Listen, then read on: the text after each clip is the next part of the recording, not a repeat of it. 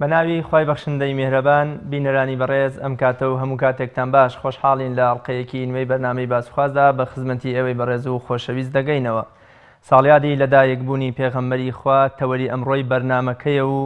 بەو بۆنەوە پیرۆزباییەکی گەرم ئاراستەی سەرجەم مسلمانانی جیهان و کوردستان و بینەرانی بەڕێزی کەناڵی ئاسمانی پەیام دەکەین و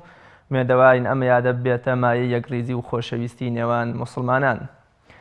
لە تاریکی شەوی کوفرە بە یەک دەم لەمعەیەکیدا 1438 ئەمڕۆ دنیا چراخانە، چرایەک نوری بێچوونی مومیدی بێ دەبێ وابێ، چرایەک دەستی قودرەت خۆشیکە بۆ تا ئەبەدمانە. کاتێک مرۆڤایەتی بەگشتی و مرۆڤەکان کەوتبوونە نێوزۆنگاوی نەزانی و تاریکیەوە و هەر مرۆڤ بوو مرۆڤی دەچەوساندەوە، تاریکی و نەزانی و ستەمباڵی ڕەشیان بەسەر تەواوی مێژوو و جوگرافیای دنیادا کێشا بوو. خدای گەورە وەک منەتێکی گەورەی خۆی لە باشترین تیرە و هۆزەکانی عەرەب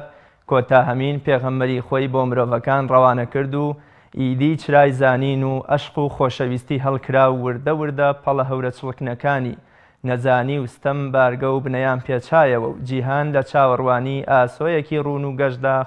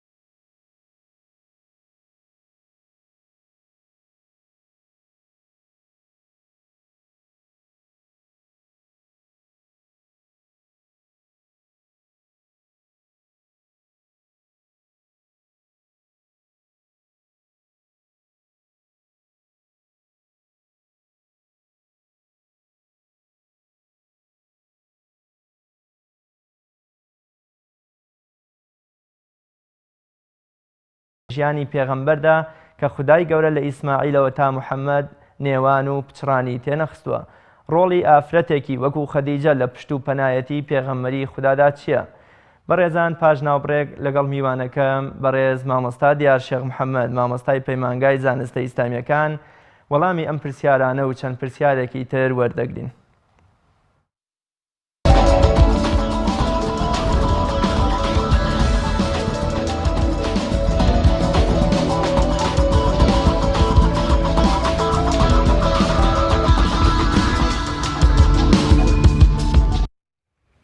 بینەرانی بەڕێز دووبارە سڵاو. مامۆستاگیان زۆر بەخێر بێ بۆ بەرنامی باسخواس و ساڵیادی لەدایکبوونی پێغەمبەری پێشەوە لە جەناب و تاوای بینەرانیش پیرۆز بێ دووبارە. ئامین لە هەموو لایەن سوپاس دەکەم. ئەمڕۆ ئەم ڕۆژەیە کە پێغەمبەری خوا تایە لەدایک دەبێ. بزانین لەدایکبوونەکەی چ نهێنیەکی لە خۆیان هەڵگرتووە، چه موعجیزە و پەرجوویەکی بەدوای خۆیدا هێنا. ئایا لەدایکبوونی پێغەمبەری خوا لەدایکبوونێکی ئاساییە وەکو هەر لەدایکبوونی مرۆڤێکی تر یام جیاوازە لە لەدایکبوونی مرۆڤەکانی تر؟ بسم الله الرحمن الرحيم الحمد لله رب العالمين وأصلي وأسلم على المبعوث رحمة للعالمين وهداية للحائرين سيدنا وحبيبنا وأستاذنا وعظيمنا وقائدنا وقدوتنا وأسوتنا ونبينا ورسولنا وكهفنا وكنفنا وسندنا ومعلمنا ومنقذنا ومرشدنا ومربينا وتاج رؤوسنا وقرة أعيننا وطب قلوبنا وحادي أرواحنا مولانا محمد وعلى آله وأصحابه وأحبابه وأتباعه وحزبه وجنده ومن اقتدى بهديه واستنى بسنته واقتفى أثره إلى يوم الدين. أما بعد دەستخۆشی لێ یەکەم خوای تەعالا بخاتە میزانی حەسەناتی هەموو لایەکەوە و جەژنی لەدایکبوونی پێغەمبەر صلی الله عليه وسلم پیرۆز ئەکەم لە جەنابەت و لە بینەرانی بەڕێز و لە گشت خەڵکانی کوردستان بە تایبەتی و هەموو مسلمانێکی سەرزەوی بە گشتی. میلادی پێغەمبەر صلی الله عليه وسلم یعنی میلادی نور. لەدایکبوونی پێغەمبەر صلی الله عليه وسلم یعنی لەدایکبوونی عەدالەت. لەدایکبوونی پێغەمبەر صلی الله عليه وسلم یعنی نەمانی ستەم. لەدایکبوونی پێغەمبەر صلی الله عليه وسلم یعنی قەزا لەسەر فیتنەکان. لەدایکبوونی پێغەمبەر صلی الله عليه وسلم یعنی نەمانی جاهیلیەت. لەدایکبوونی پێغەمبەر صلی الله عليه وسلم یعنی جارێکی کە ئینسانەکان خۆیان دیەوە، جارێکی کە پیاوەکان خۆیان دیەوە، جارێکی کە خەڵکەکەی ڕەبت کردەوە لەگەڵ ئاسمانە، لەگەڵ رب العالمین جل جلاله. لەدایکبوونی پێغەمبەر صلی الله عليه وسلم لەدایکبوونێکی ئاسایی و طبیعی و احتیادی نەبووە، چونکە پێغەمبەر صلی الله عليه وسلم هەر لە بیدایەتەوە کە باوکی اختیار ئەکرێت لە بینی کوڕەکانیە قورعەکە ئەچێتە سەر عەبدوڵای باوکی کەوا سەری بڕن، چونکە باپیری ئەڵێ ئەگەر دەکوڕم بێ دانەیەکیان ئەکەم بە نەزر، دانەیەکیان بۆ سەریە بڕم. سێ چوار جار قورعەکە ئەچێتە سەر ئەو، بۆیە پێغەمبەر صلی الله عليه وسلم ئەفەرمێ ئەنا بن الذەبیحەینی، من کوڕی ئەو دوو سەر بڕاوم کە مەبەست یەکەم ئیسماعیل عليه السلام و مەبەستی و دووهەمی ژیان باوکی خۆیەتی عەبدوڵڵاه. فپێغەمبەر صلی الله عليه وسلم ئەنا بن الذەبیحەین، کوڕی هەردوو پیاوە سەر بڕاوەکەم کە سەریش نەبڕاون طبعاً، کەواتە لەم دوو پیاوە سەر بڕاوە پیاوێک هاتۆتە کایەوە، هاتۆتە سەر زەوی و هاتۆتە سەر ئەرز و کەوا خەڵکەکان ڕزگارکە لە سەربڕین و لە ظولم و لە وەعدی بەنات و زینە بە چاڵ، یعنی ئەوەی کە بڵین ئافرەت و شتیان بە زینوی ئەخستە چاڵ و لە هەموو فیتنە و ئاشوبێک. کەواتە ئەم پێغەمبەرە صلی الله عليه وسلم کاتێک کە هاتە دنیاوە پارچەیە نور هاتە سەرم ئەرزە، هەموو دنیای ڕوونا کردەوە. بەڵکو لە موسنەد ئیمامی ئەحمەدا ئەو ڕیوایەتە هاتووە کاتێک کە لە سکی دایکی یەتە دەرەوە، کە ڕەحمی دایکی یەتە دەرەوە صلی الله عليه وسلم، دایکی ئەو شەهادەتە ئەدات کە ئەفەرمێت کە نورێکم بینی. ڕیوایات هاتووە کە ئەضاءت لەه چیل بۆ ئەو نورە قوسوورەکانی بوسرا لە شامە، کە ئەو شەوەی کە لەدایک بووە پێغەمبەر صلی الله عليه وسلم دەمە بەیانی بووە کە ئەو نورە لێوە دەرچووە. فلقد جاءكم من الله نور وكتاب مبين. مەبەست ئەگەر نوری حق ئەو یعنی رسول الله، ئەگەر طبعا رسول الله بني البشر بووە، قل إنما أنا بشر، بەڵام منهجەکەی نور بووە، منهاجەکەی نور بووە، قورئانەکەی نور بووە، سنەتەکەی نور بووە، هاتنی نور بووە. فهەموو شێوازەکانی پێغەمبەر صلی الله عليه وسلم لە هەموو جانبێ، لە جانیبەکانی سیرەیەوە، لە جانیبی معاملە و مامەڵەیەوە هەمووی نور بۆ خەڵکەکان. پێغەمبەری خوا صلی الله عليه وسلم وەکو پاڵپشتێ بۆ بانگەوازەکە، وەکو شانازیکردنێکیش ئاماژە بەوەکە کە ئەو لە بەڕێزترین تیرە و ڕەچەڵەکی عەرەب ئەنا بن النیکاح پچڕان، ینی لە ئیسماعیلەوە بۆ عەبدوڵای باوکی پچڕانێکی تیانی. ئایا ڕیزبەندی و یەکڕیزی ڕەچەڵەک گرنگ بووە بۆ کەسایەتی پێغەمبەری خوایان؟ ئەم گرنگیە لە چیایە کە پێغەمبەری خوا شانازی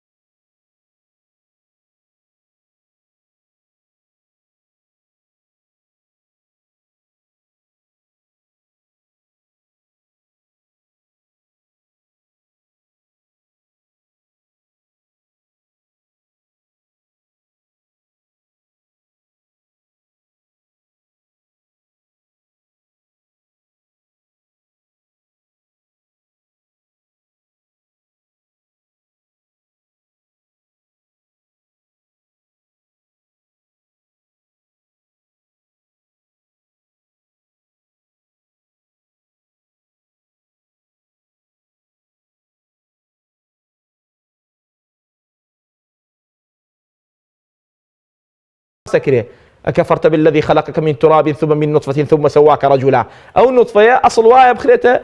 شوێنی خۆیەوە ئەسڵ وایە بە حەق بەکار بێ ئەسڵ وایە بە حەڵال بەکار بێ فپێغەمبەر صلی الله عليه وسلم هەر لە بیعثەتەکەیەوە صلی الله عليه وسلم و هەر لە ویلادەکەیەوە بەوە شانازی بەوە کا صلی الله عليه وسلم کە کوڕی نیکاحە عليه الصلاة والسلام فپێغەمبەر عليه الصلاة والسلام کاتێک کە لەدایکە بێت هەندێک شتی یعنی خارق ڕوو ئەدات هەندێک شتی نائاسایی ڕوو ئەدات وإن كان لە ئیسنادی ئەم گۆڕانکاریانە بۆ نمونە دایکی ئەبینێ نورێکی لێوە دەرچووە شامیش ڕووناگەکاتەوە و ئەزانێت کە بێتە پاشای هەموو جیان بۆ نمونە ئاگرەکانی ڕۆم و ساسانیەکان و کیسرا ئەکوژێتەوە بۆ نمونە چەندان شتی تر بۆ ئەو شایەتیانەی کە حەلیمەی سعدی هەم لە پڕبوونی مەمکەکانی و شیری حیوانەکەی و لە وەرگاکانی و خەوتنی مناڵەکەی بە بێگریان ئەمانە ینی لە کەسی ترا ڕویان نەداوە ئایا ئەم نیشانانە لەو سەردەما ناسێنەرەوە بوون بۆ ئەمەی کە ئەم پیاوە بە پێغەمبەر بناسرێ یان مرۆڤەکان چۆن لەم گۆڕانکاری و معجیزانەیان ڕوانیوە هەمیشە پیاوانی تاریخ نووسیویانە و ئاواش بەدەست ئێمە گەیشتووە کە ئەمە شتێکی زۆر گرنگ بووە کە ڕووی داوە بۆ پێغەمبەر صلی الله عليه وسلم یەکسەر تۆمات کراوە و تەسجیل کراوە و نووسراوەتەوە پێغەمبەر عليه الصلاة والسلام کاتێ بۆ حەیرەی ساوا کە چەنەها ساڵ وشک بووە کە ئەو شەوەی لەدایک ئەبێ پێغەمبەر صلی الله عليه وسلم فولە بێ فەیەضانێکی زۆر دەرەچێ لێوەی کە ئیوانی کیسرا چواردە پارچەی لێ ئەبێتەوە قەڵاکەی کیسرا کە ئاگرەکەی فارس وإن كان يعني سلسلەی ئەم ڕیوایەتانە يعني انقطاعێکی تیا هەیە بەڵام مای ئەوەی ئینسان شانازی پێوە بکات خۆ ناچێتە بابی عەقیدەوە ئەگەر ئینسان ئیمانی پێی هەبێ وانە ئەگەر ئیمانت پێی نەبێ يعني حتما هیچێکی وای لەسەر نییە بەڵام مای ئەوەیە کە ئینسان بیکات بە علامات بۆ ئەهەمیەتی پێغەمبەر صلی الله عليه وسلم فأم علاماتانەی ڕووی داوە لە پێغەمبەران لە هیچ شخصێکی کە ڕووی نەداوە بەڵکو هەندێک ڕیوایەتی کە هەیە کە ئەفەرمێ ولیدە مەختونن صلی الله عليه وسلم ابن القیم لە زادا هێناویەتەوە ڕیوایەتمان هەیە کە پێغەمبەر صلی الله عليه وسلم لە بوخاریە ئەفەرمێ هەر ئاگام لە حەجەرێک بوو لە مەکە کانە یوسلم عەلەیە حەجەرەکە سەلامی لێ ئەکردم اینجا پێغەمبەر عەلەیهی سڵاتو وسەلام هەمیشە کاتێک کە ئەچووە دەرەوە لە کاتی هەتاوە لەگەڵ باپیریا بووایە یاخود لەگەڵ مامەیە بووایە یاخود لەگەڵ یەکێکیە غەمامەیەک پێغەمبەری یعنی دا ئەپۆشینێشت سێبەرێک لەگەڵ پێغەمبەر بوو عەلەیهی سڵاتو وسەلام ئەوانە هەمووی لە تاریخا هەن ئەمە ئەوەمان پێڵە کە شخصی پێغەمبەر شخصێکی اعتیادی نییە بۆ ئەوەی حەملی ئەم ئەمانەتە بکات چونکە ئاخر پێغەمبەری سەر ئەرزە چونکە ئومەتی ڕەسوڵ الله گەورەترین ئومەتە لەناو ئومەتەکانە بەڵکو یەکەم کەسە کە ئەچێتە بەهەشتەوە و ئومەتەکەیش یەکەم ئومەتە کە ئەچێتە بەهەشتەوە بەڵێ مامەسا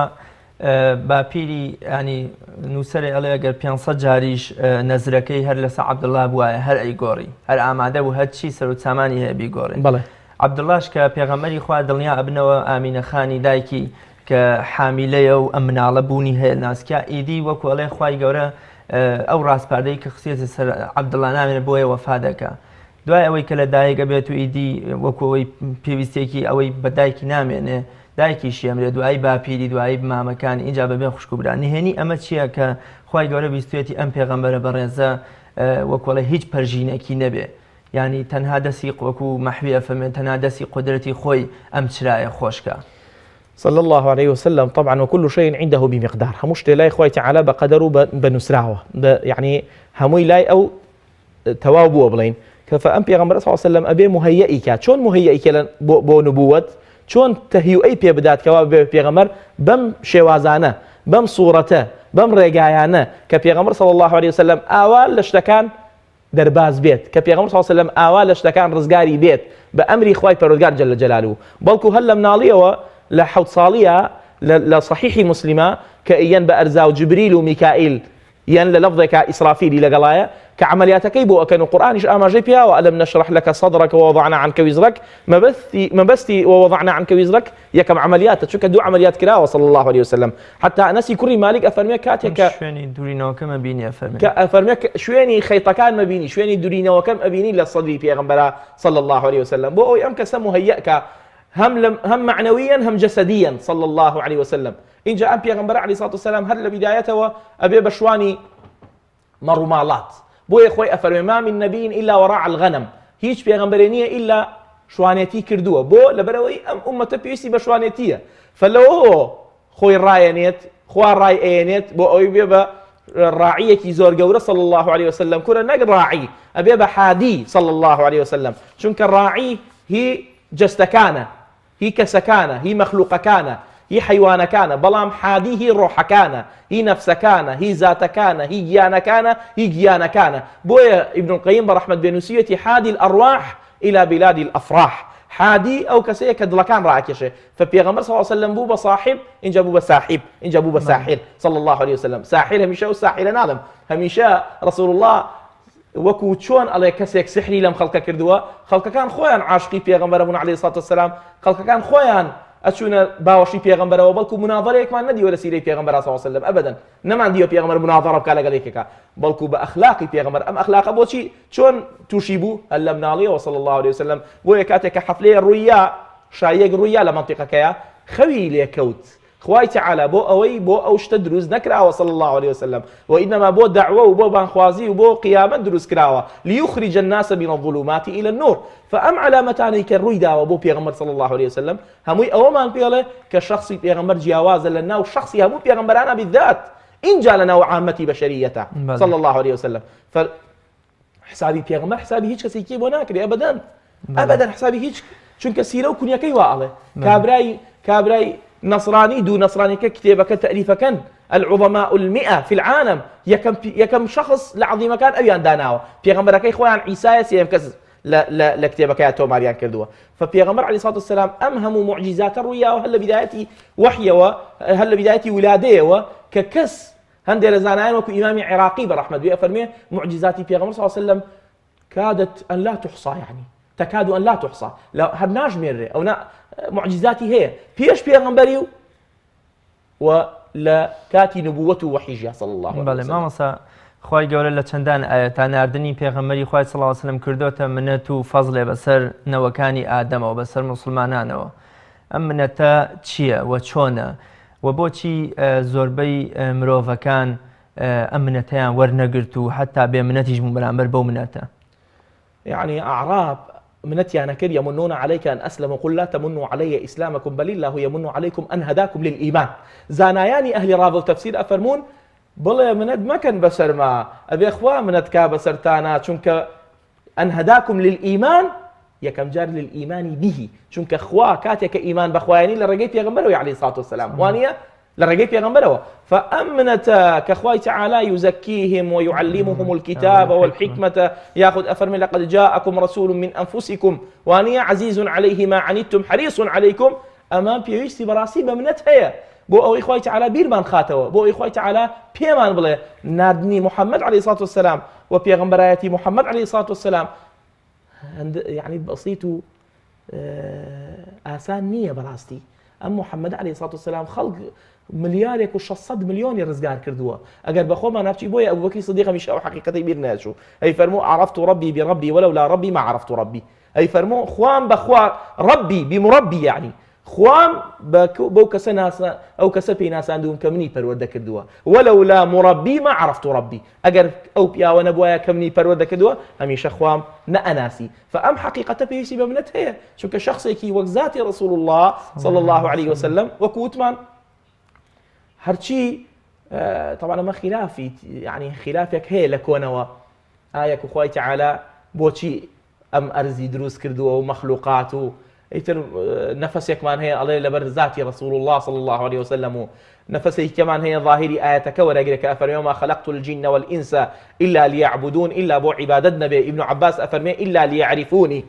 إلا ليعرفوني جائمة توفيق كين لبروي ذاتي بيغمبر وبو عبادتيش توفيق كين لو دو قولها بتفسيرك ابن عباس كأفرمي وما خلقت الجن والإنس إلا ليعبدون ابن عباس لهندي لتفاسيرها أفرميت إلا ليعرفوني يعني إلا بو أوي بمناسن بو أوي بقرين أو بو أصلي فطرة شنك يولد المولود على الفطرة فطرة إسلام أو كسيك لسر فطرة الله التي فطر الناس عليها لا تبديل لخلق الله همي شخوي تعالى كاتك آدم يدرس كر أخذ من ظهورهم من أخذ أفرمي وأشهدهم على أنفسهم ألست بربكم قالوا بلى كواتا هشكز لايدا لا هشكز وتي إخوانية هشكز وتي اعترافه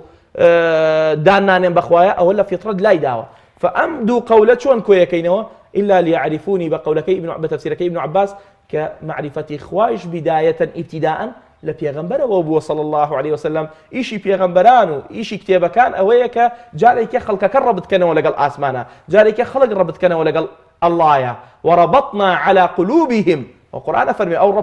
ئەو ڕەبتە کە نەما پێویستی بە پێغەمبەرە مەسەلەکان لەولا ئەن ڕەبەطنا على قلبها کەواتە ئەم ڕەبتە ئیلاهیە ئاسمانیە بۆ سەر ئەرز هی ئیلاهیە بۆ زاتەکان ئەمە پێغەمبەر صلى الله عليه وسلم يعني كليلكي بوا مفتاحكي بوا صلى الله عليه وسلم سري يعني سرك محمد بوا صلى الله عليه وسلم أما إيه مسألك فعلا پیغمبر عليه الصلاة والسلام زور إما هموما يعني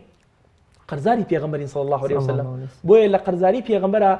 هيش ما بدس ونية إلا بيانيان ده صلوات وإيواران ده صلوات كدوتي بأذكار صباح ومساء كهميشه بو آواز وآوات ولحن وموسيقى وسنفونيا وبياني حصين لخو ددانا صلوات بين دياري پیغمبر بو آواز وآوات وسنفونيا ولحن وموسيقى وإيوارش بروينه وسرجيكا وبخوين كأما أقل وفاء لقل پیغمبر صلى الله عليه وسلم كواتب زانيان وتويانا إن لم تكن مع الرسول نفسه فكن مع نفسه أقل لقل ذاتي پیغمبرانا بوي لقل أنفاسي پیغمبر صلى الله عليه وسلم لقل وشكاني پیغمبر لقل قاموسي بخاري مسلم لقل سيرو صورو كنيوي پیغمبر صلى الله عليه وسلم كيلا إيما وفاء بو پیغمبر وبو شخصي پیغمبر بو أو منتيك باسكرا ولا قرآن هم صالح كتابك سيرة طواوكات أم هم كتبة لسيرة نسراوة كوا مسلمانان كوا أخويرن كوا سيرة زياتر كوا بياوكان لما لكانا كوا جنكان لما لكانا بزانا المعاملة پیغمبر شون بو صلى الله عليه وسلم لمالوا لدروا لنا خواردن شون دروا علاقات ترتيب شون يشاكي وباشي وأحوالكته توقي قرب وابتسامه أمانهم إلى سيرة پیغمبر هاي كاكا في وسبان بوي كتاب لدوا كتاب بيخوانين بو أوي زياتر شارزابين لمزات بيروز صلى الله عليه وسلم مامۆستا هەر لە حەزەی لە دایکبوونی پێغەمبەری پێشەوا صلی الله علیه وسلم وەکو ئەزانین عەرشی کۆمەڵێ لە ستەمکاران و دیکتاتۆرەکان نەکەوێتە لەرزە و ئاگری چەند ساڵیان خامۆژە بێ ئەمە چه ئاماژەیەکی تایە ئایا بە لە دایکبوونی پێغەمبەری خوا ئاماژەی بە کۆتایی هاتنی ستەم ئەم ستەمە چۆن چۆنی لە ناو ئەبرێ و بۆچی ئێستا ستەم بە زۆری باڵی کێشاوەتەوە بەسەر گیانە کاتێک خوا پیاوێک ئەنێرێ بۆ ئومەتێک پێغەمبەرێک ئەنێرێ ریسالەیەکی ئاسمانە پەیامێکی خوایە ئەینێرە بۆ زاتەکانی سەر ئەرز کە ئەم پرۆگرامەی خوا بێتەکایە ئەم پەیامەی خوا تەطبیق کرێ ئەم ئەلبومەی خوا بێتەکایە ئەم کەتەلۆکەی خوا خەڵک لەسەری بڕوا کەواتە کاتێک کە ئەڵێن پێغەمبەر صلی الله علیه وسلم لە دایک بوونی پێغەمبەر نەمانیستەمە فعلا نەمانیستەمە چونکە ئێمە هەموو قورئان بۆمانە گێڕێتەوە یعنی کاتێ باسی فیرعونەکە کاتێ باسی هامانەکە کاتێ باسی کابرای کە لەگەڵ ئیبراهیمە کە ئەو درێ ناوی نمرۆد بووە یان ناوی نمرۆد بووە هەردوو ناوەکە هەیە هەموو ئەو کەسانە مەسەلەن قەومی عاد و ثەمود و قەومی شوعەیب و ئەمانە هەمووی کاتێک ئەم پێغەمبەرە داوای یەکسانیەکە لە بینی زاتەکانە لە بینی عەقڵەکانە لە بینی فوقەرا و ئەغنیاءە کە ئەڵێ هەمووی یەک سیلسیلەیە کەس لەم گەورەتر نییە كلكم لآدم وآدم من تراب هیچ فەرقێک نییە ئیلا تەقوا نەبێ ئەم کەسە بەڕاستی ئەکەوێتە لە یعنی عەرشەکە ئەکەوێتە لە بەڵێ مامۆستا پێغەمبەری خوا کە لە دایک ئەبێ وەکو هێزێکی دادگەر کە ئەزانین بربەرەکانی ستەمەکە وەکو بەرەکەتێک کاتێ ئەزانین ئەبێتە مایی ڕەحمەت و بەزەیی بۆ دەوروبەرەکەی خۆی بۆ نمونەوە حتا حەلیمەی سەعدیە چەند بەرەکەتێکی پێغەمبەری خوا ئەژمێرێ ئەمە هێزێکی دادگەرە ئەمە هێزێکی بەرەکەتدارە بۆچی دوای 40 ساڵ ئەکرێتە پێغەمبەر ئایا خوای گەورە هەر بە سیفەت و مەکانەتی پێغەمبەرایەتیەوە نردوویەتی بەڵام ویستێتی لە مەدای ئەم 40 ساڵە هەم خۆی و هەم خەڵکی دەوروبەریش پەروەردە بکا و ئاشنایان بکا و ڕێبازی ئەم بانگەوازیان پێڕوو بکاتەوە لە کاتێکە ئەزانین ئەم سیفەتانە ئەم بەرەکەتە ئەم دەسەڵاتی کە بۆم پێغەمبەری خوا زۆر شتین کردووە وەکو پێغەمبەرێک بووە گوناهی نەکردووە بۆ نمونە نەڕۆشتۆتە شوێنی خراپەوە هەر دەست پاک بووە ڕاستگۆ بووە صادق الئەمین بووە ینی کۆمەڵی ڕەوشتی وەرە لە ڕەوشتی پێغەمبەر بووە حتا لە لەدایکبوونیشەوە هەتا ڕۆژێکەکە پێغەمبەر نە ئەبوو جەهل نە ئومەیە نە یەک کەسی تر ناتوان لە حەزەیەک شتێکی خراپ دەنە پاڵ پێغەمبەری خوا بۆچی هەر ڕاستەوە خۆ خوای گەورە وەکو پێغەمبەرێک نەهێنایەت نیا وەکو چۆن کە عیسای بە پێغەمبەرێتی هێنایە بوون طبعا پێغەمبەر عەلەیهی سڵاتو وەسەلام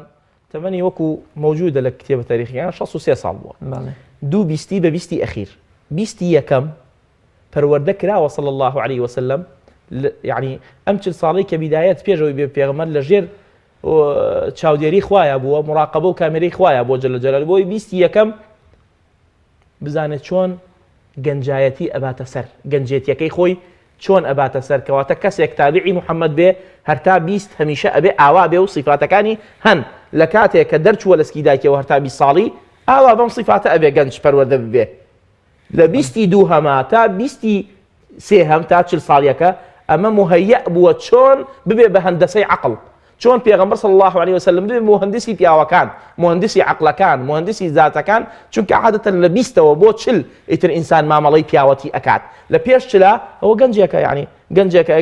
ئەگەر ملتەزیم نەبێ گەنجێک ئاگەی لە دنیا نییە، یعنی بەڵام هەمیشە ئەگەر لەگەڵ سیرەی پێغەمبەر بین عەلەیهی سڵاتو وسەلام و ولادەی پێغەمبەر و ئەو علامات و معجزاتی کە ڕوویاوە لای لەگەڵ پێغەمبەرە فەئەزانەیە کابرای باوک ئەبێ کوڕەکەی ئاوا وەک ئەم زاتە بەخێوکە بۆ ئەوەی کەسێک بێ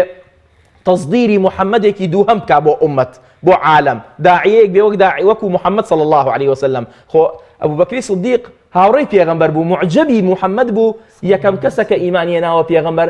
5 دانە کەس لە دەکەسەکە لەسەر دەستی ئەبوبەکری سیدیقا ئیمانیان هێناوە. باشە بێم ناڵێ ئەبوبەکری سیدیق بوخاری پێبوو، مسلمی پێبوو، قورئان و مصحفی پێبوو، هیچی پێ نەبوو، صدقی پێبوو، ڕازگۆیی پێبوو، غیرەتی پێغەمبەری پێبوو، ئەخلاقی پێغەمبەری پێبوو صلی الله عليه وسلم. مجرد مامەڵەکردن، معاملەکردن، مجرد لەگەڵ پێغەمبەر بوو عەلەیهی سڵاتو وسەلام معریفەتی هەبوو، بۆیە تەئسیری هەبوو بۆ زاتەکان. کەواتە 20 ساڵی یەکەم زۆر مهمە، زۆر گرنگە وەکو محەممەد صلی الله عليه وسلم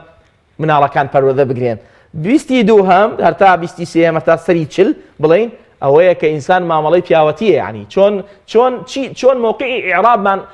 هەبێت لە ناو خەڵکە، چۆن ژمارەیە بین لە ژمارەکان، ئەصعب ژمارە بین، ملیار صعبە، 0 و 1 صعب نییە، ئەبێ هەموو پیاوێک لە جێی خۆیەوە بڵێ من ملیارێکم.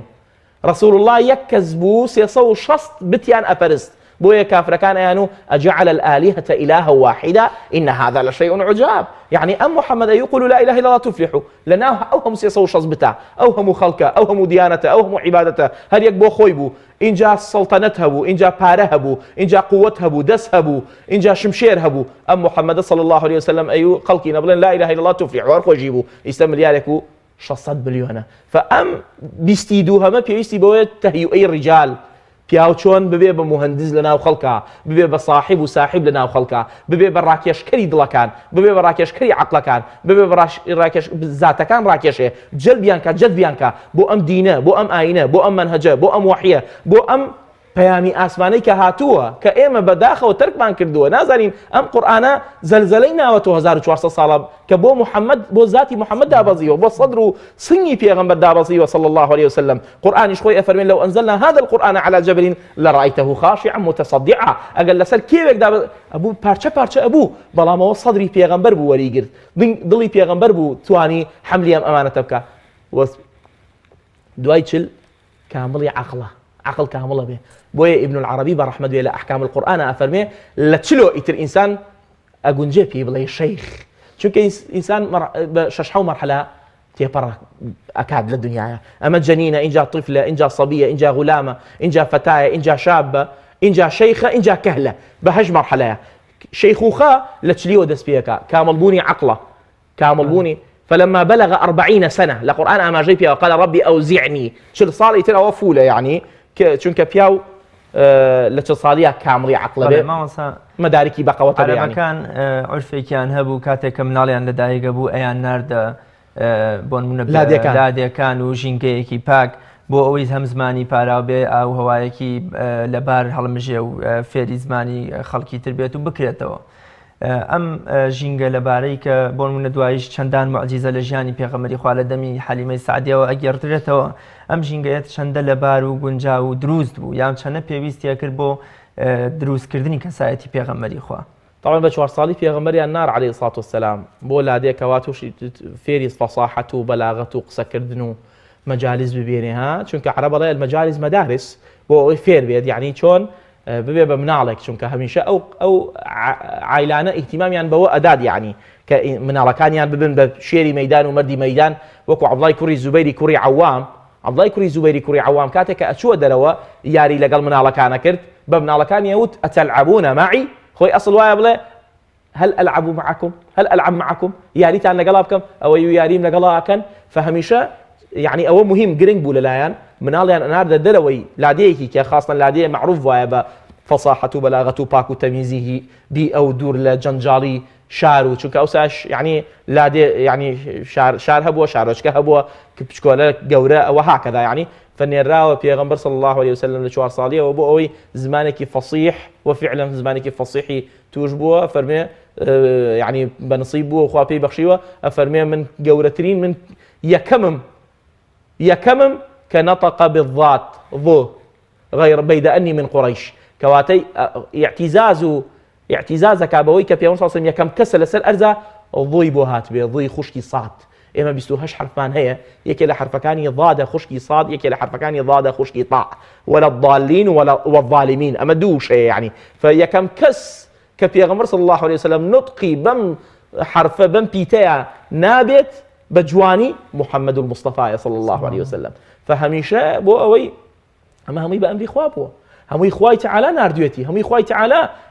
بقدر خوابه بو أوي فول بي كامل بيجي أو النبي يك نقصي ليه ببينن وإساج مستشرق كان لين سيريك محمد بن خوين دوا هيج نقصك مان لمحمد نبيني صلى الله عليه وسلم ما أونية براسي محمد بشتي تكره چونك هميشه محمد لخير أبوه بو خير بوه وهميشه مواصفات خيري تيابوه وهميشه يك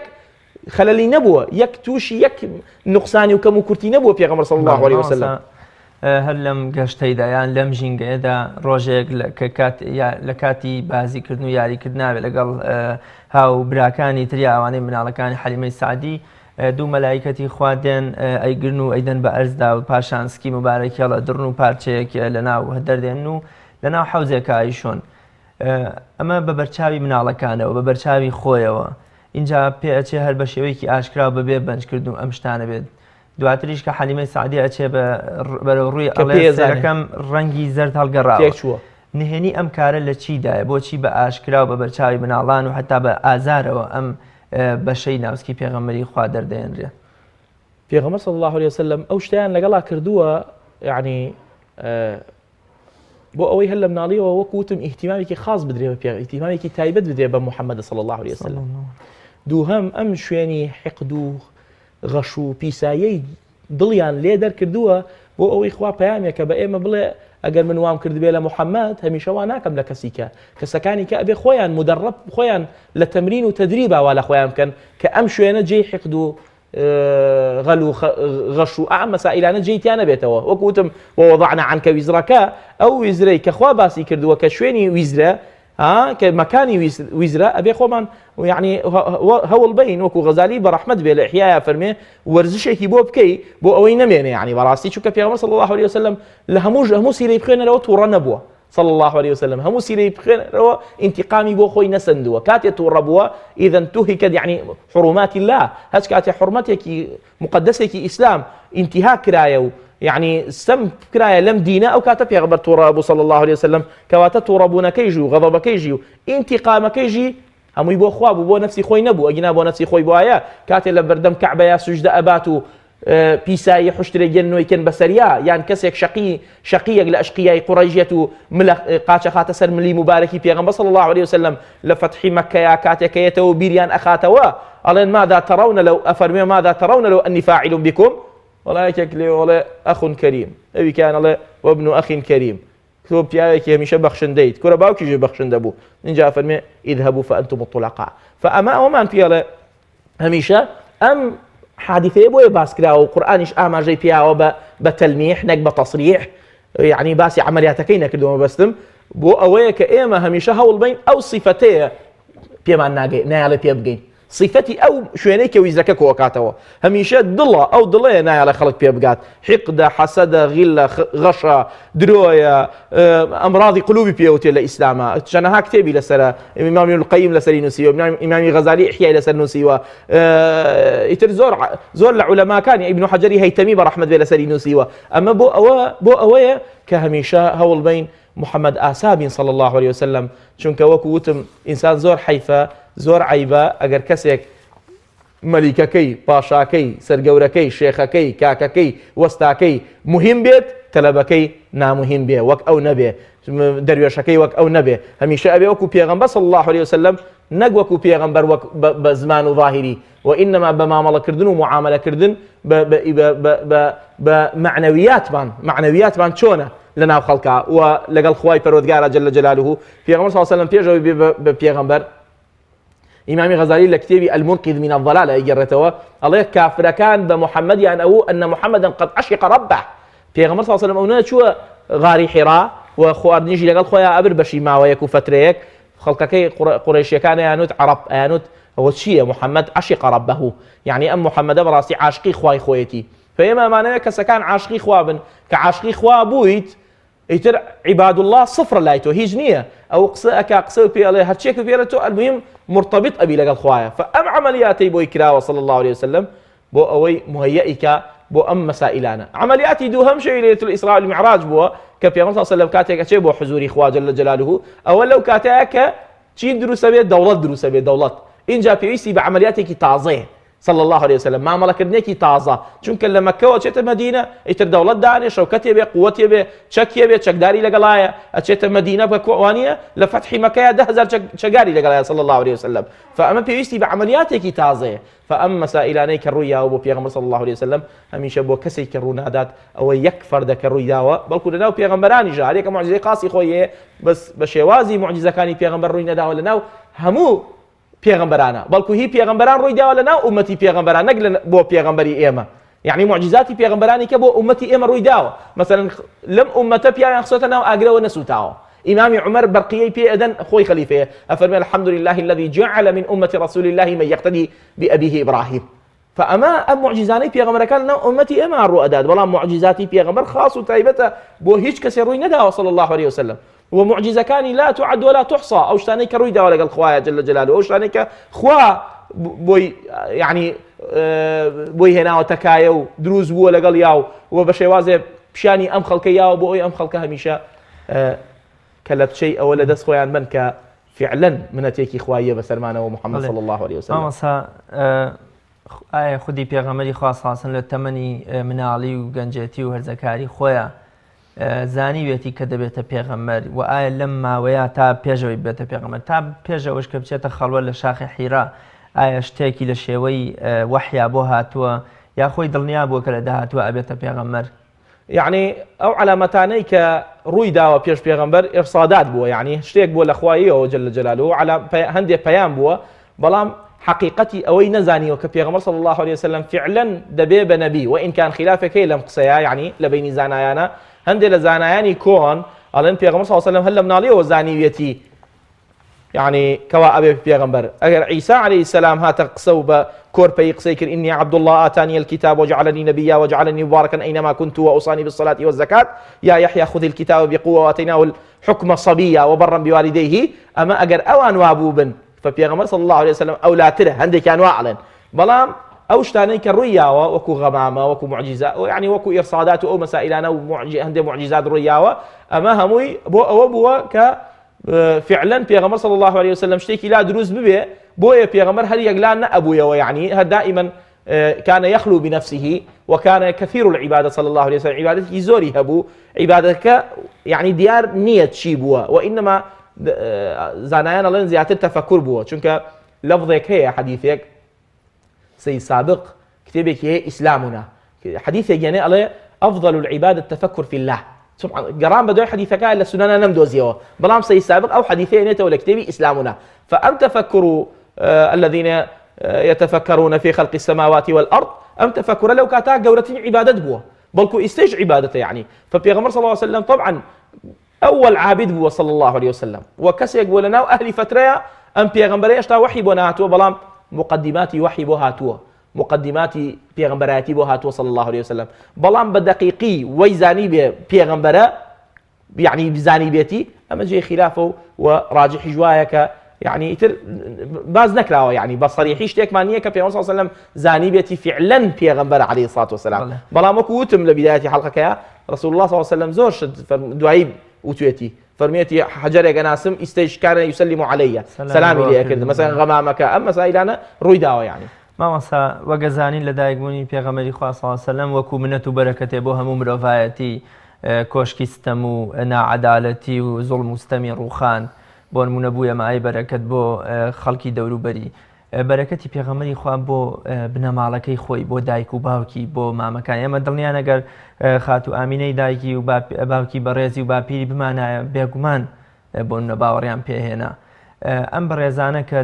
پێش ئەوەی کە کوڕەکەیان بێتە پێغەمبەر وەفاتیان کردووە نەماون بەرەکەتی پێغەمبەری خوا بۆ ئەمانە چییە ئایا ئەو قەتع بڕیە یا ئەو بڕیارەی کە پێغەمبەری خوا بوونە لە نێوان ئازەر و ئیبراهیمە داوێتی کە ناتوانێت تکای بۆ بکە بۆ پێغەمبەری خواشەوە هەیە یا پێغەمبەری خوا ئەوەندە مەزن و خۆشەویستە لە لای خوا ئەکرێت بێتە مای بەرەکەت بۆ نەماڵەکە تا ئەڵێن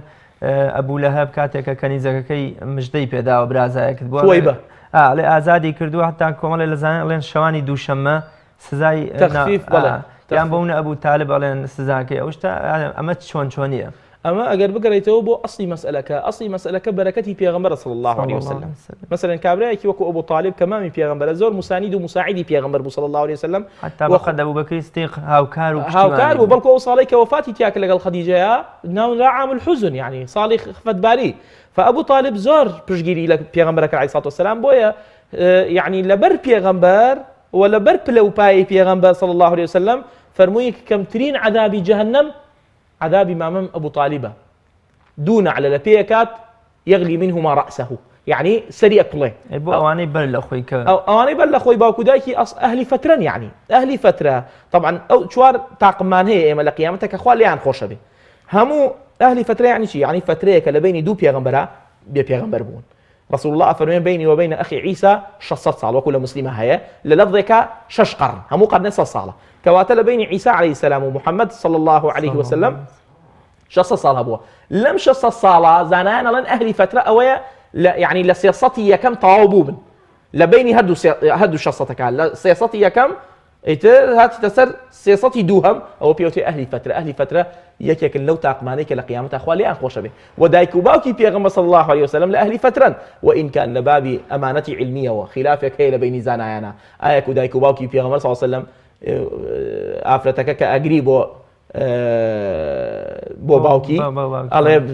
بۆچی ئەگری باوکی منیش باوکم و باوک لە دۆزەخایە یعنی ئەم حەدیثانە هەن مثلا لە حەدیثی کیا رسول الله فەرمێ ئیزنم لە خوا وەرگرت ئیستیغفاریان دوعایان بۆ بکەم ئیستیغفار قبوڵی نەکرد ئیزنم لێ وەرگرت بچم سەردانیان بکەم لە يعني بۆ لای قەبرەکانیان ئیزنی پێدام خوا فەئەم مەسائلانە هەن بەڕاستی ئەحادیثی صحیحە بەڵام ئیتر وەکو وتم خلافێکە راجح وایە بۆ دایک و باوکی پێغەمبەر صلی الله عليه وسلم لەبەر ئەو زاتە لەبەر ئەو لەو پیاوە بووە و ئەمیش ئەم زاتەی هەڵگرتووە صلی الله عليه وسلم ئەهلی فترە حسابی ئەهلی فترەیان بۆ ئەکرێ و ئەهلی فترێش ئەو مجموعە خەڵکن کە خوای تعالی لە قیامەتە لێیان خۆشە بێ چونکە قورئان فەرمێ ما كنا معذبين حتى نبعث رسولا يعني هیچ کەسێ عذاب ناین هەتا پێغەمبەرێکیان بۆ نەنێنی و 600 ساڵیش تقریبا فترەیە بەڕاستی زۆرە مەسافەیەکی زۆرە کە جێی ئەوەیە خوای تعالی لە کەسەکان خۆش بێت فبالتالي يعني أما مسألة خلافية وخواي تعالى جل جلاله وما أرسلناك إلا رحمة للعالمين وهم يعني رسول الله رحمة بوا وما كان الله ليعذبهم وأنت فيهم وما كان الله معذبهم وهم يستغفرون ففي صلى الله عليه وسلم حياتي ومماتي هم رحمة هم بركة هم خوشية هم خوشبختية هم سعادة وشادية فما هي أوي خواي تعالى أجر بعيسى وكان من المقربين أجر موسى بلا وجيها عند الله ها وجاهتها به وأميج من المقربين وأويج وجيه بيت عينا وجاهتها به رسول الله أو لا ترى بوجاهته صلى الله عليه وسلم كأو وجاهتها به بلان با يقلا يعني مسائل خلافية يقلا همشي يقلا نابيته هدو رأيك هي بلان إتر ترجي راجح وايا بوزانان كأم دايكو باوكا دایک و باوکی پێغەمبەر صلی الله عليه وسلم هەمیشە ان شاء الله خوالیان خۆش بێت چونکە حسابی ئەهلی فترەیان بۆ ئەو پند و دەرسوانانەی کە ئێمە لە لەدایکبوونی پێغەمبەری خوایە ئەبێ وەریانگرین و کاریان پێ بکەین و یا سوودمان پێ بگەێنن کامانن من ئەڵێم لە پێش ئەوەی پند یعنی دەرسەکان زۆر شتێکی مهم هەیە باسی کەم ئەویش ئەوەیە یادکردنەوەی پێغەمبەر ئەبێ تەجدیدی غیرەتمان بکاتەوە بۆ پێغەمبەر صلی الله عليه وسلم ئەبێ کەسەکان زیاتر بەغیرەت بین بۆ پێغەمبەر صلی الله عليه وسلم مثلا ئیمام ابن القیم کتێبێک ئەنووسێ ناوێنێ طريق الهجرتين وباب السعادتين لەو کتێبەیە لە بیدایەتیە ئەڵێ هیچ کەسێ ناگات بەخوا إلا لە طريقی رسول الله ونبي صلى الله عليه وسلم ئەمە غیرەتە بۆ پێغەمبەر صلى الله عليه وسلم مثلا بۆ نمونە ئیمامی ئاجوری بەڕەحمەت بێ فتوایاوە هەچ کەسێ بە پێغەمبەر بڵێ محەممەد من غير نبوة ولا رسالة بێ ئەوەی بڵێ رسول الله يا نبي الله على الحاكم والخليفة أن يعزره تعزيري بكات ليه بدات تأديبي بدات چونك محمد شخصيكي اعتيادي نية أما غيرته بو بيغمبر صلى الله عليه وسلم مثلا بو نمونا إمامي باجوري برحمة بيه كاتي لحاشية كيا باسي فقه شافعي يكيك لزانياني فقه شافعي باسي الريشي بيغمبرك عليه الصلاة والسلام الله روايتك وايك كانت لحية رسول الله صلى الله عليه وسلم كثيفة يعني لفظك كثة يعني زور بوه أو بجبو زور بو صلى الله عليه وسلم الله أستغفر الله أنا أصل وانا بلين كانت لحيته عظيمة أما غيرة بو بيغمبر صلى الله عليه وسلم لا يعني حتى للتلفظها حتى وشبكار هنانا بو بيغمبر صلى الله عليه وسلم بجياوازي وشان بكارنا إمام ابن تيمية رجع يقول ليك يكجنيو ببيغمبر عليه الصلاة والسلام يكسر قرته ماله يكتب تأليف يعني الصارم المسلول على شاتم الرسول شمشير الدر وكب وسر ملي أو كسي كجنيو ببيغمبر الصارم المسلول على شاتم الرسول لو كتبا فتوى أياك أو كجنيو بخوا أيا توبي هي أو جنيو ببيغمبر أيا توبي نية بهندي أدلة كخوي نقلي أكاد أم غيرة زور مهمة لكاتي ولادية إما همان به بزارين يعني غيرة من بو بيغمبر تعذب كينو إن جالكاتي ولادي بيغمبر صلى الله عليه وسلم أبي أو نروح من بداته أو ندرزيك بيه ليه لخوباني بدين بو أي بقينا وبا صالة تازكي بيغمبر صلى الله عليه وسلم لا يكي لدرسكاني أو يكور يقرين لولادي بيغمبر صلى الله عليه وسلم درسي أويا كإنسان كان هميشه أبي متعلق بن بخواي جوره جل جلاله شكر رسول الله أجاي لنبوة متعلق بو صلى الله عليه وسلم بخوايا وبو كسيك درستي كدوا کاتی بەرنامەکەمان بەرەو تەوابوونە چێر تەواویش وە کۆتا پەیامتان بە شێوەیەکی زۆر کورت ئەگەر کۆتا پەیامم پیرۆزبایی لە هەموو لایەکەم بە هاتنی ئەم مەقدەمە پیرۆزەوە چونکە ئێمە ئیبن الحاج بەڕەحمەت بێ فەرمێ سێ عیدمان هەیە عید الفطر وعید الأضحى وعید مولد النبي صلى الله عليه وسلم هەمومان قەرزاری پێغەمبەرین عليه الصلاة والسلام و بە ئەم مەسائلی بیدع و شتەواز لێ بێنین جارێک کە کۆبینەوە هەمومان یەک دەست بین یەک جەستە بین هەمومان بە یەک کەلیمەوە قسە بکەین زۆر سپاس دەکەین ماوەسەیان بۆ ئامادەبوون لە بەرنامەی باسوخواز زۆر سپاس بینەرانی بەڕێز بەم شێوەیە هاتینە کۆتایی ئەڵقەی ئەمڕۆمان تا بە گەیشتنەوەیەکی تر بەخوای گەورە و مێرەبانتان ئەسپێرین هەر شاد و سەرکەوتوو بن خواتان لەگەڵ